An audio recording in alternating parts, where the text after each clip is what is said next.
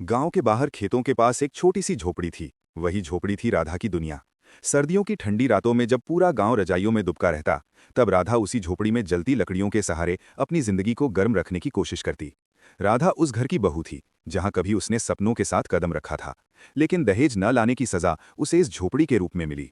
राधा के ससुराल में बड़ा पक्का मकान था, मोटे कंबल, अलाव और गरम गरम दूध। लेकिन राधा के हिस्से में आई थी ये टूटी छत, टपकती दीवारें और फटी शॉल। सास कहती, तू काम ठीक से कर ले, झोपड़ी भी तुझे महल लगेगी। पति चुप रहता, जैसे उसकी जुबान बर्फ से जम गई हो। एक रात सर्दी कुछ ज्यादा ही बढ़ गई। हवा ऐसे सीटी बजा रही थी मानो राधा के दुखों का मजाक उड़ा रही हो। राधा ने अपने बेटे मोहन को सीने से लगा रखा था। बच्चे के होंठ नीले पड़ने लगे थे। राधा ने अपने शरीर की गर्मी उसे देने की कोशिश की, लेकिन सर्दी निर्दयी थी। उसी रात गांव में पंचायत की बैठक थी। ससुराल वाले सब गए थे। अचानक तेज आवाज आई, झोपड़ी की छत का एक हिस्सा गिर गया। राधा घबरा गई।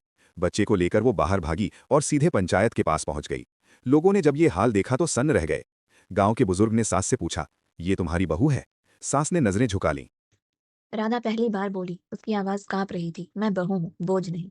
अगर मुझे घर में जगह नहीं तो मुझे छोड़ दीजिए, लेकिन मेरे बच्चे को ठंड से मत मारिए। पंचायत में सन्नाटा छा गया। राधा का पति पहली बार आगे आया।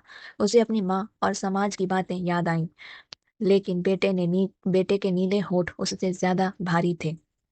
उसने कहा, गलती मेरी है, मैंने कभी आवाज नहीं उठाई। उसी रात फैसला हुआ, राधा को घर में सम्मान के साथ रखा जाएगा, झोपड़ी को तोड़ दिया जाएगा। अगले दिन जब राधा पहली बार गर्म कमरे में सोई तो उसकी आंखों से आंसू बह निकले। ये आंसू दर्द के नहीं, बल्कि उस उम्मीद के थे जो उसने सालों बाद महसूस की थी।